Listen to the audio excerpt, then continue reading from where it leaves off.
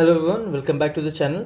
So epidemiology of communicable diseases वाली series में हमने रेस्पिरेटरी इन्फेक्शंस में स्मॉल पॉक्स और चिकन पॉक्स और उसके बीच में मंकी पॉक्स का टॉपिक ऑलरेडी चैनल पर डिस्कस कर लिया है। अगर आपने नहीं देखी तो जाके देख सकते हैं।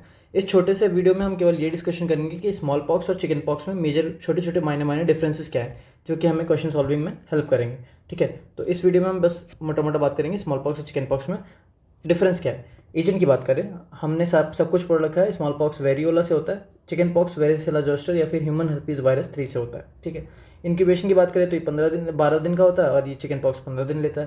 प्रोड्रोमल सिम्टम्स जो है स्मॉल पॉक्स में ज़्यादा सीवियर होते हैं, इसमें मोर्टेलिटी ज़्यादा होती है और इसमें प्रोड्रोमल सिम्टम्स माइल्ड होता है। ठीक है, अब बात करते हैं डिस्ट्रीब्यूशन ऑफ रैश की।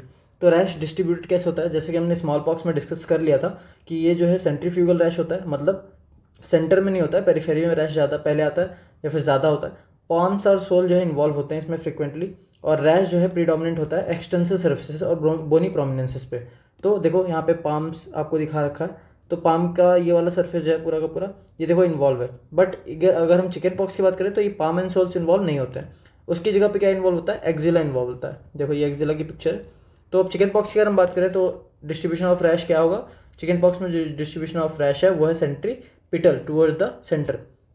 म्यूकोजल सरफेस भी इन्वॉल्व होती है बहुत ज़्यादा, और फ्लेक्सर सरफेस इन्वॉल्व होती है। तो मेजर डिफरेंस हमें याद रखना है क्या, यहाँ पे देखो मेजर डिफरेंसेस क्या है, सेंट्रीफ्यूगल है ये सेंट्रीपिटल है, ये पाम्स एंड सोल इन्वॉल्व कर रहा है, ये नहीं कर रहा है, उसकी जगह पे ये एक्सिला इन्वॉल्व कर रहा है। और स्मॉल पॉक्स जो है तुम्हारा एक्सटेंसिव सर्फेसेस पे हो रहा है और इस चिकन पॉक्स वहीं तुम्हारा फ्लेक्सर सर्फेसेस पे हो रहा है। तो ये सबसे इंपॉर्टेंट स्लाइड है जो कि तुम्हें याद रखनी है। ठीक है, नेक्स्ट स्लाइड पे अगर हम चलते हैं तो नेक्स्ट पे है कि कैरेक्टरिस्टिक्स ऑफ रैशेस क्या है। जो रैश होता है स्मॉल पॉक्स और चिकन पॉक्स में, उसकी रैश की कैरेक्टरिस्टिक क्या है। अब हम बात करें स्मॉल पॉक्स की, तो जो रैश होता है वो डीप सीटेड होता है, मतलब स्किन की अगर हम लेयर बताएं, स्किन की लेयर्स में डीपली रूटेड होता है, डीपली सीटेड होता है। ठीक है, इसलिए स्कार ज़्यादा छोड़ेगा। ठीक है, वेसाइकल्स की बात करें, जो वेसाइकल बनते हैं, फ्लूइड फिल वेसाइकल जो बनते हैं, वेसाइकल जो है अंदर ही अंदर मल्टी लॉक्यूलर होते हैं। एक वेसाइकल के अंदर मल्टीपल लॉक्यूल्स बने हुए होते हैं। ठीक है, मल्टी लॉक्यूलर होते हैं और अम्प्लिकेटेड होते हैं। इसमें प्लियोमॉर्फिज्म शो नहीं करता है स्मॉल पॉक्स में। हमने ये बात डिस्कस कर ली है स्मॉल पॉक्स में कि प्लियोमॉर्फिज्म क्या होता है। प्लियोमॉर्फिज्म अगर आपको पता है, नहीं पता है तो वीडियो देख लो।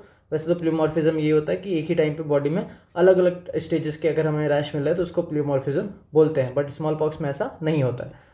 एरिया ऑफ इन्फ्लेमेशन भी नहीं होता है अराउंड द वेसाइकल। अब वहीं चिकन पॉक्स की अगर हम बात करें, चिकन पॉक्स में क्या होता है, सुपरफिशियल रैश होता है। ठीक है, वेसाइकल जो होता है एक ही यूनिलॉक्यूलर होता है, ड्यू ड्रॉप अपीयरेंस होता है और ये प्लियोमॉर्फिज्म शो करता है। एरिया ऑफ इन्फ्लेमेशन की बात करें, एरिया ऑफ इन्फ्लेमेशन होता है around the vesicle. Next slide में अगर हम बात करें इवोल्यूशन ऑफ रैश। अब जब रैश आता है तो कैसे इवॉल्व होता है, अगर हम बात करें तो स्मॉल पॉक्स में मैक्यूल बनता है, फिर पैप्यूल बनता है, फिर वेसाइकल बनता है, फिर पस्ट्यूल बनता है और फिर स्कैब बन जाता है। अब ये सब पूरा प्रोसेस होने में इसको लगते हैं 10 से 14 दिन।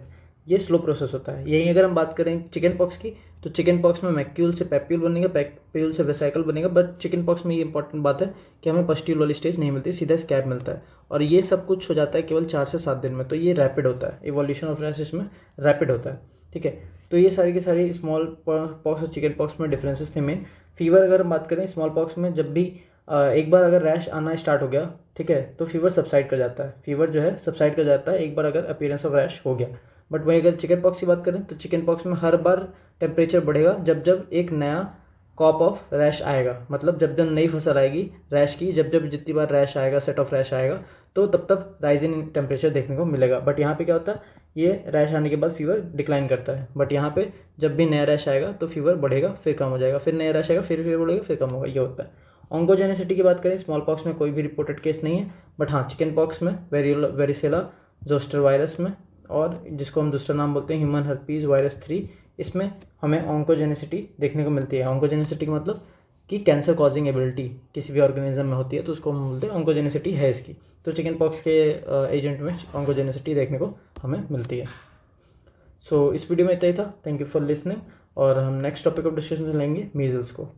सो if you are not watch the video of smallpox और चिकन पॉक्स तो आप जाके देख सकते हो। Thank you for watching.